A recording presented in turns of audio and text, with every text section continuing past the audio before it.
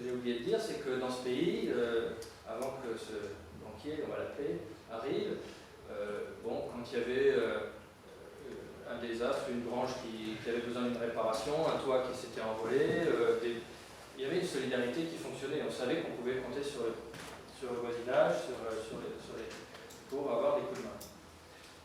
Et donc, je reviens à mes ronds de cuir, le banquier leur distribue ça, et puis avant de s'en aller, il leur dit je reviendrai l'année prochaine, et vous me rendrez 11. Chaque famille devra me rendre 11 ronds de cuir. Un de plus. Alors voilà, le village repart avec ses petits ronds de cuir, et qu'est-ce qui se passe à votre avis? Ils cherchent chaque famille, à gagner ce 11e. Et donc, commence à se marchander les services. Je veux bien réparer ton toit, mais tu vas me donner tant de ronds de cuir, ou bien pour la moisson, je veux bien te donner un coup de main. On prend. Résultat des courses, l'année d'après, le banquier revient, et il n'y a plus aucune solidarité dans le village. Elle a volé en éclats.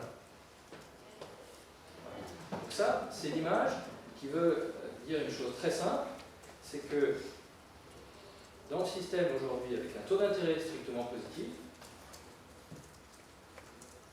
nous sommes obligés de nous crêper le chignon de façon structurelle pour gagner les intérêts qui n'ont pas été créés par les banques, ou qui vont être créés par un prêt supplémentaire. Mais, une chose égale par ailleurs, l'intérêt ne préexiste pas, n'existe pas en même temps que la création monétaire. Et donc, nous sommes dans un système qui érode, pour être gentil, détruit l'érosion, enfin, le capital social. Le capital social, c'est cette qualité de relation qui nous unit. Pas penser à la violence dont vous pouvez être témoin dans la rue, sur la route, etc.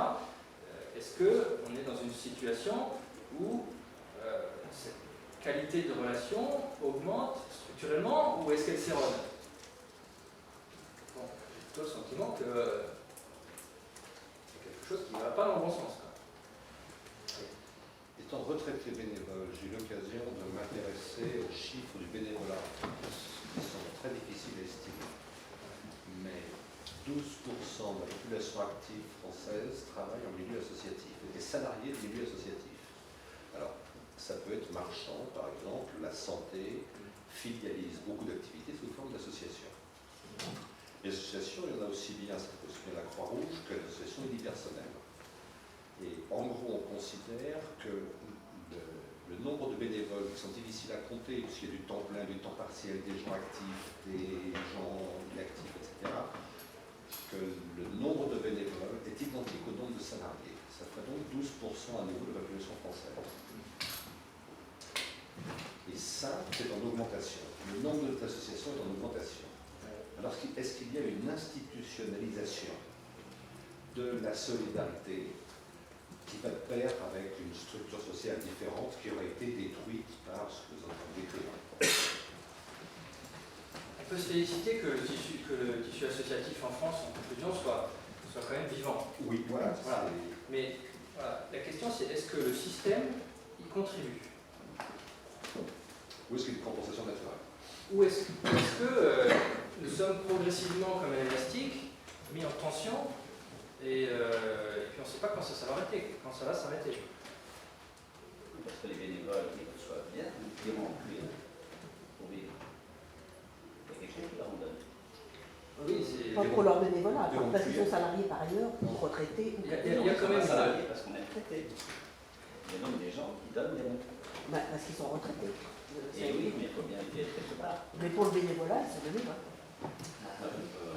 Pour les heures qui feraient rien, ils feraient leur retraite pareil. Voilà. D'où viennent les Pérons?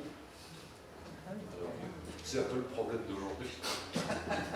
Historiquement, ce sont les rois francs qui ont fait venir des commerçants juifs, qui étaient les seuls habilités par leur religion, à prêter de l'argent. Ce sont eux qui les ont fait venir parce que, entre tribus francs où le roi, pour faire payer ses impôts, était absolument incapable d'évaluer la richesse par rapport justement à un système de référence dont vous avez parlé tout à l'heure dans la définition.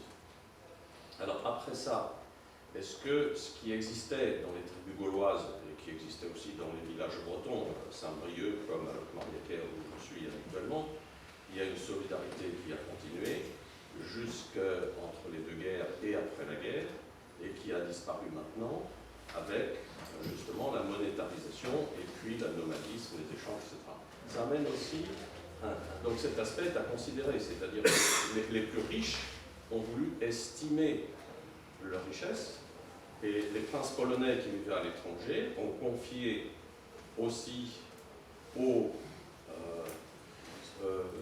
comment on appelle ça, récepteurs des impôts juifs le fait de prendre le solde des impôts auprès de la population, ce qui a fait en Pologne un antagonisme très fort entre la population hyper-catholique et la population juive qui était plutôt dédiée à récupérer les impôts et contre qui s'est très vite monté la rébellion et le côté bouc émissaire. Mais indépendamment de tous ces aspects latéraux, chaque fois que l'on prend un outil de mesure par rapport à une éthique ou à une forme de vie, et c'est la même chose pour les 35 heures, les gens se mettent à compter. L'individu se met à compter. Et avec les 35 heures, dans beaucoup de services, on compte les minutes qu'on ne comptait pas autrefois. On faisait un forfait et on arrivait à faire des échanges qui, on va dire, étaient beaucoup plus humains et naturels. Ça, c'est d'accord. Maintenant, par rapport à la destruction du capital social, il faut attendre ce que vous allez proposer parce qu'on ne voit pas comment on va revenir en arrière. Oui. Donc, je termine, puis on reprendra si vous voulez, parce que ça peut m'amener un peu loin. Je reviens sur le précédent historique. Bernard Liétard a été cherché donc, dans l'histoire où est-ce qu'il y avait tel ou tel type de monnaie. Donc, il a toujours retrouvé un type de monnaie qu'on va appeler yang, c'est-à-dire plutôt masculine. Ce sont ces monnaies avec un taux d'intérêt qui sont rares, les monnaies usuelles d'aujourd'hui. Elles sont émises par une autorité centrale et elles ont quand même de bon d'avoir contribué à faire naître la révolution industrielle, tout ce progrès technique, cette innovation, etc. C'est quand même des monnaies qu'il ne faut pas jeter à la poubelle. Je ne suis pas en train de dire qu'il faut arrêter l'euro, etc. Non, l'idée c'est de compléter avec d'autres monnaies. Pourquoi elles sont non satisfaisantes? C'est parce qu'on a vu, elles créent des cycles de croissance et puis des crises, elles contribuent à concentrer la richesse et puis elles détruisent l'esprit de communauté comme on vient d'en discuter. Mais il a trouvé également dans l'histoire, donc comme on avait évoqué en Égypte notamment et au milieu du Moyen-Âge, vers le XIIe siècle, avant que des rois comme je crois Philippe le Bel et ses successeurs interdisent le seigneuriage et donc imposent l'utilisation exclusive de leur souverain, il existait dans ces civilisations des monnaies qui sont qualifiées de féminines, c'est-à-dire en fait qui sont bonnes pour valoriser les échanges locaux, là où les monnaies centrales sont bonnes pour établir les échanges de longue distance. L'avantage des monnaies, donc on va dire yin, c'est qu'elles stabilisent finalement l'activité, elles contribuent au bien-être des petites gens et elles favorisent l'esprit de communauté. Un paysan au XIIe siècle, il n'avait aucun problème pour trouver du travail. Quand il frappait éventuellement à la porte d'une abbaye, l'abbaye lui disait « Ok, je te paierai avec mes méreaux, va travailler à mon champ », et puis il pouvait avec ses méreaux aller à l'auberge du coin, et l'aubergiste les utilisait pour s'approvisionner auprès de l'abbaye en denrées alimentaires. Donc voilà qu'il faut cette monnaie en quantité suffisante pour que la jonction se fasse entre la proposition de travail et un besoin. S'il n'y a pas de monnaie, les méreaux étant supprimés, les paysans n'avaient plus l'occasion d'avoir un revenu et donc ne pouvaient plus se rendre des services. Voilà. C'est là l'intérêt des monnaies complémentaires, c'est de venir compléter le système. Monsieur? Oui. C'est juste que dans votre histoire précédente, Plus fort, vous n'avez pas évoqué la possibilité qu'on puisse créer de la monnaie entre le T1 et le T0. Sur les arbres. Sur les arbres, pourquoi ils sont. Parce que c'est pas une création de monnaie, c'est juste une manière de valoriser le revenu dans le temps, de voir comment est-ce que le taux d'intérêt influe sur la perception économique, business, du temps. Ça survalorise le court terme, parce que quand on a un taux d'intérêt positif à 5%, ça écrase tout ce qui se passe sur le long terme. C'est comme ça que le nucléaire, par exemple, on se fiche complètement de savoir s'il faudra le gardien du nucléaire pendant des millions d'années. Tout ça, c'est ramené à une constante par le biais de l'actualisation. Le taux d'intérêt, ça ramène même une série constante sur le temps de façon infinie, ça fait une somme finie à la fin. Parce que c'est affecté par une exponentielle. Donc voilà, le taux d'intérêt positif écrase le long terme et survalorise le court terme. Il faut un taux d'intérêt négatif pour inverser les choses. Comme ça s'est passé au Moyen-Âge ou en Égypte. C'est l'époque où on avait construit les cathédrales, c'était une source de revenus récurrente sur un très long terme. Les pèlerins, ils viennent, ils consomment en local, et ça fait de la richesse locale. Et alors, les pyramides, c'est un peu moins le cas, mais il y avait aussi ce souci du long terme chez les Égyptiens. Est-ce que je peux finir et puis on après peut-être comme ça, sinon. Alors, pour illustrer ce que je disais sur le Moyen-Âge, quand les Anglais ont creusé leur tube, leur métro, ils ont recensé les ossements, les ont datés, et puis ils ont juste regardé leur longueur, et ils ont fait un histogramme. Donc 14e, 12e, non, 1er au 4e siècle, 12e siècle, 15e, etc., jusqu'à aujourd'hui. Donc aujourd'hui, vous avez la moyenne de la taille des femmes en noir, des hommes en vert, et regardez bien l'historique. Bien, vous voyez que les hommes ont dépassé leur plus haut qui était donc au XIIe siècle, mais les femmes ne l'ont toujours pas rattrapé. Les femmes sont plus petites aujourd'hui qu'au XIIe siècle. C'est dire qu'il y avait une prospérité sérieuse de l'époque. On peut quand même associer le fait que la taille à la prospérité vraie, quoi. On va dire.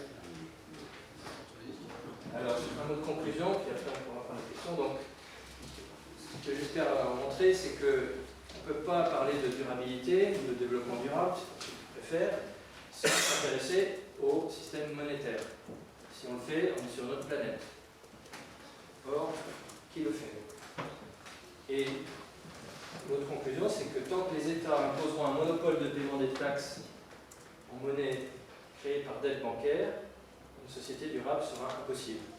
Aujourd'hui, ce qui peut faire changer les choses, c'est en train d'arriver en France, il y a une loi qui vient de passer cet été, qui est en train de donner un cadre juridique aux centaines de monnaies locales, en disant vous avez le droit, vous, communauté, collectivité, d'émettre une monnaie. Il n'y a pas encore les décrets d'application, mais c'est en train de venir. Et il y en a 570, d'après le décompte de Bernard Littard, juste en France. Dans le monde, c'est des milliers. Il y en avait 5000 en 2005, et ça fait une courbe exponentielle. Donc, voilà. Et c'est par les taxes, en fait, que ça se passe. Parce que qu'est-ce qui donne structurellement une valeur à l'euro, au dollar, etc. Ce sont des monnaies qui ne sont plus convertibles en or ou dans autre chose. Donc, ce qui leur donne une valeur plutôt que la valeur du billet de Monopoly, c'est qu'il y a un ou des États qui acceptent uniquement cette monnaie pour le paiement des taxes. Et ce qui fait que le dollar a une valeur aujourd'hui, c'est parce que l'IRS n'accepte pas l'euro, etc., accepte que les dollars. C'est ça le rôle systémique des États, c'est de choisir. C'est pas parce qu'il y a une loi qui dit que c'est interdit d'autres. C'est parce que j'accepte cette monnaie-là, et uniquement en tenant cette monnaie-là. En général, c'est un monopole. Dans le processus historique, c'est progressif. Ça devient cette monnaie-là plus d'autres.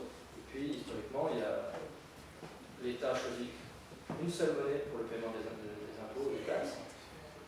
Et ça, si ça peut changer, là, on peut faire vraiment du bon boulot.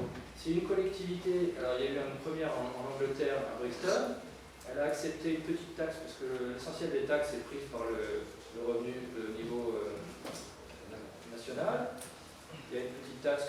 business sur l'impôt du montant foncier. Et cette taxe-là, elle est payable dans le Brixton Pound, une monnaie complémentaire, nouvelle, qu'ils ont faite avec des billets en circulation, un organisme émetteur qui est adossé à la commune. Et voilà, une fois que l'État ou la collectivité accepte une nouvelle monnaie pour le paiement d'une taxe, cette monnaie, elle aura toutes les chances d'être acceptée dans les commerces.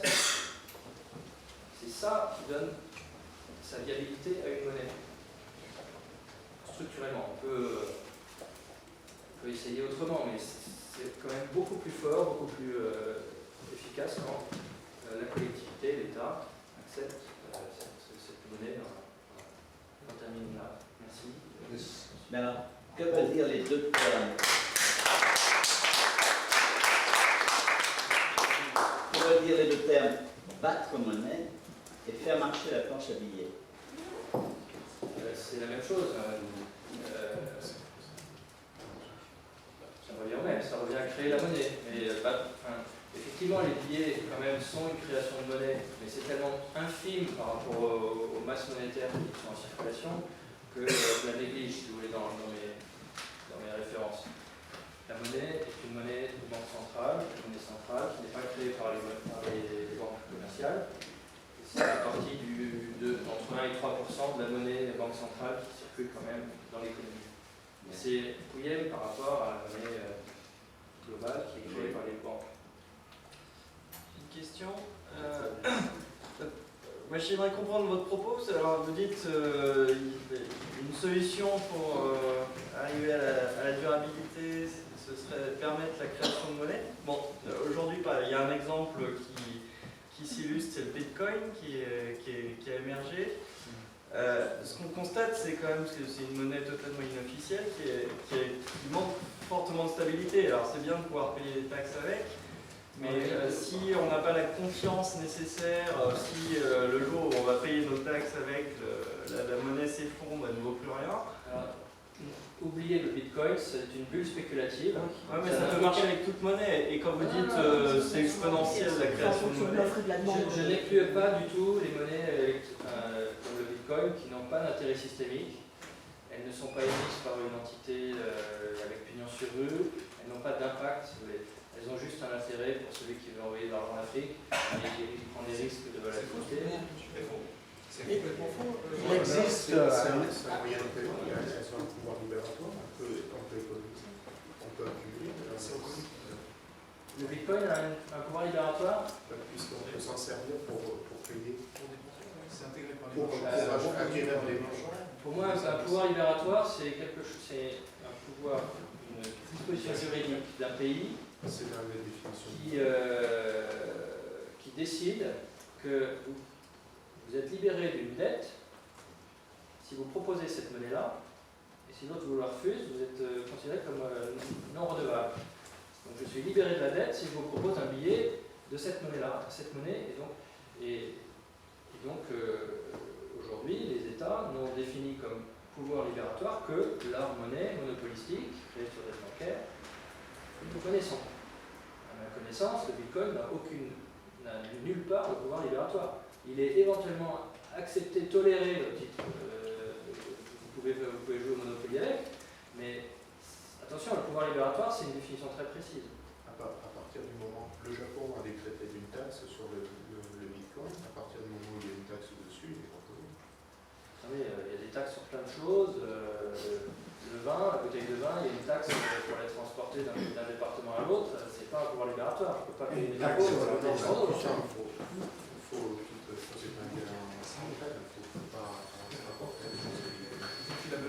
Ce que montre le Bitcoin, je crois qu'on peut dire sur le Bitcoin, c'est que ça montre que nous sommes dans la société de l'information et que les monnaies étant de l'information, eh bien, le système monétaire est voué à être bousculé par les technologies actuelles. On est en train de le voir arriver de façon massive. Alors, il y a eu Orange en Afrique, qui a fait de l'Orange Money, qui a donc suppléé au peu de bancarisation des pays africains. Et puis aujourd'hui, vous avez Apple et consorts, donc les gestionnaires de cloud et compagnie, qui sont en train d'arriver avec leur monnaie. Là, ça va peser très lourd. Mais le Bitcoin, Je veux bien réagir par rapport au Bitcoin. Ce que montre le Bitcoin, c'est que maintenant il est possible de créer d'autres monnaies, que c'est possible à l'échelle mondiale avec des règles différentes. Le Bitcoin n'est pas un exemple au sens où les définitions, les paramètres, etc. Mais il y a d'autres monnaies qui existent qui s'appellent Dogecoin, Litecoin, il y en a une autre qui s'appelle Faircoin qui est sortie il n'y a pas très longtemps. il y en a une dizaine. Et donc il est possible de créer d'autres monnaies et d'essayer d'autres règles. Et ce qu'apporte le Bitcoin, il y a deux choses très différentes dans Bitcoin. Il y a la technologie et il y a la monnaie. La monnaie Bitcoin est soumise à la spéculation comme l'euro, au passage. La technologie Bitcoin est une invention qui permet de faire des échanges sans avoir une entité centralisée. Et ça, c'est une invention qui est une technologie qui est du même ordre que l'email ou l'Internet. Et qu'on n'a pas encore bien compris, mais qui est une révolution au sens où c'est quelque chose qu'on ne savait pas faire avant. Et que cette technologie qui est maintenant utilisée pour la monnaie, mais il y a plein d'autres choses qui vont arriver derrière. Comment je peux faire un acte notarié sans passer par un notaire et que ce soit certifié avec une confiance? Comment je peux faire des actes qui étaient avant centralisés? On est au début d'une révolution technologique et Bitcoin en est juste un micro grain de sable. Quand je disais que c'est pas un intérêt systémique, c'est parce que derrière j'ai dans l'idée qu'en créant une monnaie, on peut modifier les comportements. Il y a plein d'exemples, si vous voulez, je peux commencer à en parler, mais l'idée c'est que quand vous créez une monnaie, si vous la faites, vous pouvez orienter, vous pouvez définir quels sont les usagers, quel est le type de bien qui va être échangé avec, si vous définissez un taux d'intérêt, etc. Vous pouvez, à travers la monnaie, influencer le comportement des gens. Alors qu'avec le Bitcoin, bon, certes c'est décentralisé, ça peut avoir des avantages, mais il n'y a pas, à mon sens, d'intérêt parce que ça ne va pas modifier le comportement des gens. Ils ont installé des baies de calcul chez eux, c'est déjà changé un peu. Alors, une question de l'ordre, s'il vous plaît. Oui, d'abord, je m'excuse d'être un peu en retard, je suis désolé. Du coup, je n'ai pas suivi le début. Donc, j'ai lu le bouquin de l'État.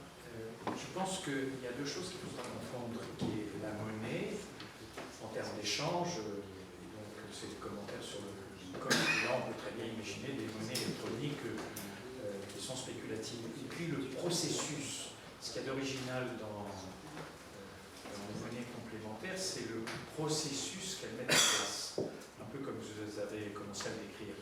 Et ce processus, finalement, ça revient à plusieurs choses.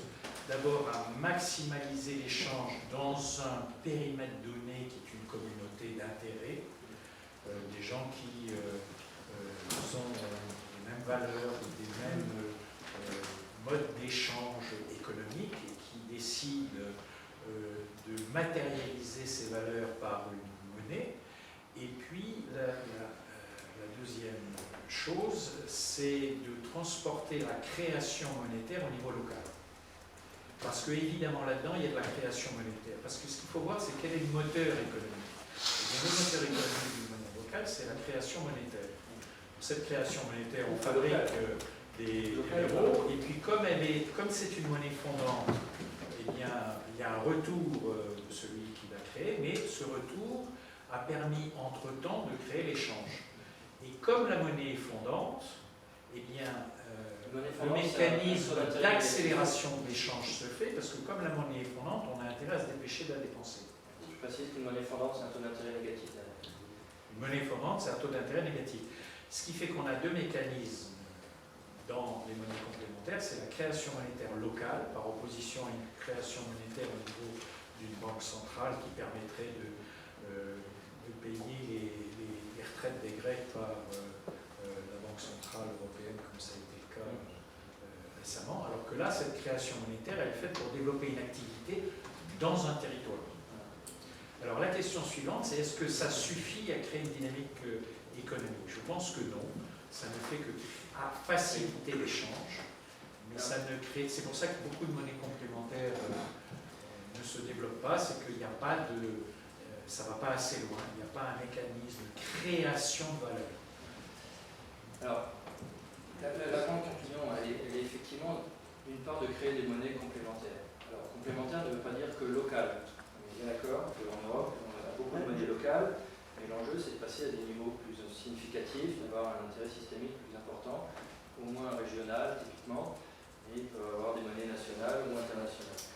L'autre chose à identifier, c'est que pour changer notre système, mais il faut arriver à contourner ou à faire abolir cet article 123, c'est-à-dire de faire en sorte que les banques centrales puissent financer à taux nul des États qui eux-mêmes vont réamorcer la pompe, vont pouvoir déjà arrêter de payer des intérêts. Vous savez que c'est 80 milliards d'euros, sauf erreur. Chaque année, l'État français, lui seul, 80 milliards d'euros pour faire quoi? Rembourser des dettes, des intérêts. On ne rembourse pas de capital dedans, que des intérêts.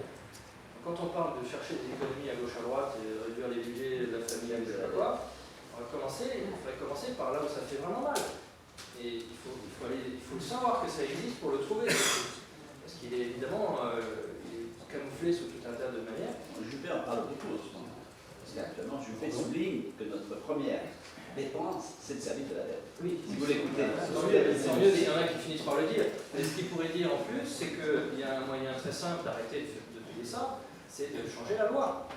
Parce que ce qu'une loi a fait, une autre loi peut le défaire. Donc l'idée, déjà, parce qu'en fait, les monnaies complémentaires, c'est très gentil, c'est très bien, mais structurellement, est-ce que ça va suffire? Moi, je commence à ne plus le croire. C'est-à-dire qu'il faut rouvrir ce robinet du financement des États par les banques centrales, à taux nul, pour relancer vraiment structurellement les choses. Donc qu'elles se désendettent, qu'elles transforment leur dette qui a un taux d'intérêt en une nouvelle dette qui n'a pas de taux d'intérêt. Donc déjà, on arrête ces 80 milliards d'euros. Deuxièmement, pour réalimenter les budgets sociaux, pour relancer des programmes d'investissement. Parce que le problème du programme d'investissement, combien il fait de milliards, mettons 5, il a un taux d'intérêt derrière. Il faut que l'argent qui est investi par l'État dans ces programmes d'investissement d'avenir, etc., il faut rembourser la banque. Donc on est encore en train de toujours un même système. Mais ce que vous dites là, ça vient en second temps. Pourquoi est-ce que vous proposez tout ça? C'est parce qu'il y a les phénomènes de monnaie locale qui sortent et donc qui font parler d'elles. Et donc c'est surtout, il me semble, intéressant au niveau pédagogique, donc on se pose des questions. Parce qu'elles existent, on se pose des questions. Et pour moi, c'est le même phénomène que ce qu'on a vu du phénomène des incroyables comestibles dans le nord de l'Angleterre, juste parce que quelques personnes ont décidé de planter des légumes et du coup, il y a la prise de conscience de la consommation locale, etc. Et cette présence-là fait juste poser des questions. Du coup, au bout de 2-3 ans, ils en arrivent dans cette petite ville de Todmorden à 80% d'autonomie sur la consommation locale. Et ce phénomène-là de se poser des questions, pour moi, il est... Oui, je suis d'accord avec vous, il y a une prise de conscience. Si vous êtes là, c'est parce que peut-être vous avez senti qu'il y avait quelque chose de structurel derrière. En tout cas, moi, c'est ce que j'ai trouvé. Une explication qui me paraissait rigoureuse et puis qui explique les choses de manière structurelle. C'est pas... on a besoin d'une rustine de plus pour faire prolonger le système d'un an de plus. Là, on travaille au système monétaire qui effectivement on en parle de plus en plus. Je vois des vidéos sur YouTube avec 1 million de vues qui expliquent la création monétaire. Il y a de plus en plus de gens qui en parlent. Mais les monnaies locales ne vont pas être la seule solution. C'est-à-dire que ce que je trouve dommage aujourd'hui, c'est que dans les cercles qui sont sensibilisés au fait que c'est dans le système monétaire qu'il faut trouver la solution, on parle très peu de cet article 123, du fait que la Banque Centrale Européenne pourrait très bien financer à grand jet les États. Et quand même, l'ordre de grandeur, si un État comme la France a besoin de plusieurs milliers de milliards de dollars, ça me paraît incontournable. Il faut d'abord parler de ça, et après, effectivement, les monnaies complémentaires sont là pour irriguer d'autres champs d'activité. Parce que ce que j'évoquais très rapidement, c'est que le domaine social, le domaine de l'éducation, s'occuper des personnes âgées, les monnaies complémentaires sont là pour irriguer ces domaines où les échanges ne se font pas, parce que les gens n'ont pas d'euros dans les poches pour se demander des services de l'un à l'autre. Si tu permets, je voudrais compléter sur l'article 123. D'abord, je suis tout à fait d'accord, ce serait très important de le modifier, mais comme je l'ai dit tout à l'heure, il y a 28 droits de veto. Et les chances de modifier me paraissent tout à fait négligeables dans l'immédiat. Par contre, je voudrais signaler qu'il existe dans le traité de Lisbonne un deuxième alinéa de l'article 123 qui dit l'interdiction en question, l'interdiction pour la Banque centrale, etc., ne s'applique pas aux banques détenues par la puissance publique. J'ignore par quel hasard, par quelle précaution ce deuxième alinéa a été introduit dans le traité de Lisbonne, et je vous invite tous à regarder le 123.2. Il y a un certain nombre de gens comme Alain Grandjean, comme Pascal Canfin, qui ont fait des propositions pour qu'on crée un véritable pôle public financier de taille suffisante, c'est-à-dire comparable à celle de la BNP, tout en restant dans le système actuel qui est franchement mauvais, mais qui permettrait d'apporter une solution à court terme. Tu as présenté les idées de Bernard Liétard, elles sont tout à fait intéressantes. Je voudrais juste signaler que ce ne sont pas les seules. La dernière conclusion qui dit un développement durable est impossible tant que, etc., elle me paraît quand même un peu forte. Il existe d'autres possibilités, et l'une des possibilités, justement, à court terme, moins lointaine que la révision de l'article 123, c'est la création d'un pôle public. Je parle bien entendu, juste pour mentionner cette imposture, la Banque publique d'investissement. Premièrement, ce n'est pas une banque, elle ne dispose pas d'une licence bancaire, donc elle n'a pas accès au taux refi de la Banque centrale. Je ne sais pas si Bernard Liétard a parlé de la double nature de la monnaie. Il y a la monnaie émise par la Banque centrale, qui joue à peu près le rôle que jouaient les réserves d'or dans le passé. Et puis il y a les monnaies bancaires dont il a parlé, la monnaie Crédit Agricole, la monnaie BNP, etc. Et les banques se refinancent, comme tu le sais, en ce moment auprès de la Banque centrale, au taux de moins de 1%. Le dernier chiffre que j'ai vu, c'est 0,05. Oui. Et en arrivant, Mario Draghi a créé 1000 milliards qu'il a proposé à 500 banques au taux de 1% sur 3 ans. Ça veut dire que si nous avions un pôle public financier en tirant parti du deuxième alinéa de l'article 123, nous pourrions nous aussi, en tant que puissance publique, accéder à un financement beaucoup moins coûteux. C'est-à-dire qu'une partie des 80 milliards, le chiffre de 80 milliards me paraît un peu fort parce qu'en ce moment les taux sont historiquement bas, mais bien sûr il y a le poids du passé. Et en tout cas, il y a au moins 30 milliards qui sont un poids sur la balance des paiements parce que 60% de la dette est détenue par des non-résidents et que les versements d'intérêts correspondants contribuent au déséquilibre de la balance des paiements. Donc si on avait un pôle public financier susceptible de se refinancer auprès de la Banque centrale et qu'au moins on rembourse toutes les dettes qui ne sont pas détenues par des résidents français par anticipation, eh bien on aurait un impact annuel sur la balance des paiements de 30 milliards par an. Pardonnez-moi, c'est un sujet sur lequel je travaille depuis du temps. Mais devant une idée aussi lumineuse, mais comment ça se fait que nos gouvernements successifs ne font rien? Mais qu'est-ce qu'on a? Ah oui, non, mais attendez, c'est pas n'importe, c'est à respecter le couple franco-allemand. C'est-à-dire la malédiction du couple franco-allemand. Il faudrait renverser la table à Bruxelles ou à Francfort ou à Berlin. Et évidemment, on ne le fait pas. Je veux dire que pour les Allemands, même si c'est dans le traité, utiliser cette possibilité, c'est vraiment porter un coup extrêmement grave à l'euro, dans leur esprit. Hein. Il faut voir comment ils sont câblés sur l'inflation, ils ont de bonnes raisons pour ça. Voilà. Pour répondre à la question pourquoi est-ce que rien ne se passe, effectivement, il y a une collusion, c'est ce que dit Bernard Liétard, il y a une collusion entre les cercles du pouvoir, c'est-à-dire les parlementaires des services fiscaux d'un côté, et puis les établissements financiers, la Banque centrale et les banques commerciales. Et voilà, donc c'est le carré du pouvoir de Ferguson, je crois. Je vous invite à ce titre à aller voir donc, la source de ce que je disais. Donc, il y a le bouquin Au cœur de la monnaie qui est plus sur des aspects historiques et même psychologiques de la monnaie. Et le deuxième à droite, qui est le rapport du Club de Rome qui est sorti en 2012, qui reprend au cœur de l'ouvrage que je viens de dire, et qui répond à cette question-là. Il faut savoir qu'en français, Tony Jacob l'a traduit, comme vous le voyez ici, de manière assez décevante. On dirait un boulot politique, alors que c'est quelque chose de vraiment rigoureux et de sérieux.